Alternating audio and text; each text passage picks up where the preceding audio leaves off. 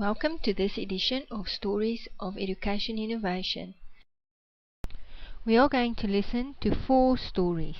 Are you ready? Dr. Peter Pretorius teaches a postgraduate course in Operations Management.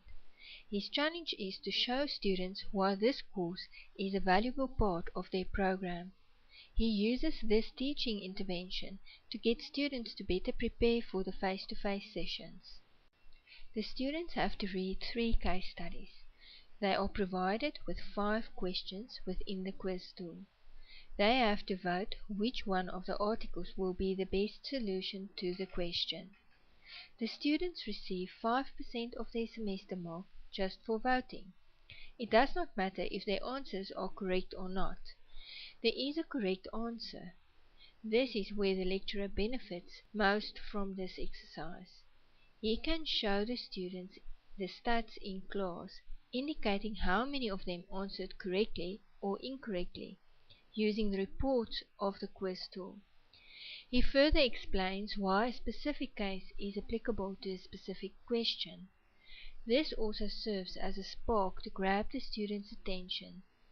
Then they start the lecture with a heightened sense of purpose and attention. Mrs. Castellane taught an undergraduate module in occupational therapy. These are first-year students who are new to the e-learning environment. Her challenge is to get the students to work together in groups. She uses different case studies for the activities that she has designed. The students are divided into groups. Each group receives a different case study. The groups work together on the patient in the case study, using the chat tool to prepare a written assignment and an oral presentation. The oral presentation is presented in class, and the written assignment is submitted using the assignment tool. Mrs. Castellane grades the online assignments and provides comments. After she has given the groups feedback and their marks, the assignments are published to everyone to use as further study material. The virtual tutor was conceptualized by advocate Talien van der Nest. Their biggest challenge was to teach the law students some problem-solving skills. In the past, they had face-to-face tutor classes, but they experienced financial constraints and could not longer afford these tutors. Hence the idea of the virtual tutor was born. These groups of students are large, consisting of more than 700 students. The students get access to 12 self-tests during the semester. The self-test is selectively released after a lecture.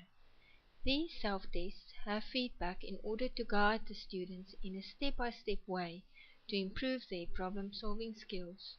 No facilitation takes place within the virtual tutor environment, but questions that students might have are dealt with in the lecture sessions. The Department of Veterinary Tropical Diseases at Onderstepoort presents a postgraduate program in veterinary tropical diseases. Their challenge focuses around the fact that these students are situated around the world, and their only face-to-face contact is when they do their practical sessions once a year. Therefore, the communication between lecturers and students is extremely important, as well as between students themselves. The modules are each structured around a series of discussions. All the discussions are graded and count for the final mark. They have small groups of students, and therefore the discussions are individual work. Each discussion is organized into separate topics. For example, discussion 1.1. Within the calendar, they are notified of the date and time that the discussion will be open. The time span varies from 3 days to 2 weeks. Selective release is used to open the discussions. Some lecturers prefer to have their discussions open from the beginning of the course, but the discussion is closed at a certain date in order for them to grade the discussions.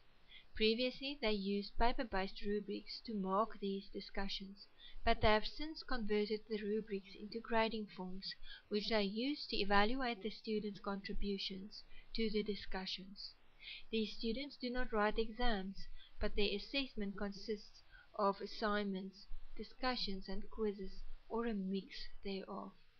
Some lecturers also publish the individual assignments on ClickUp after they have been graded, and then the students have a discussion about their peers' work, a type of peer evaluation.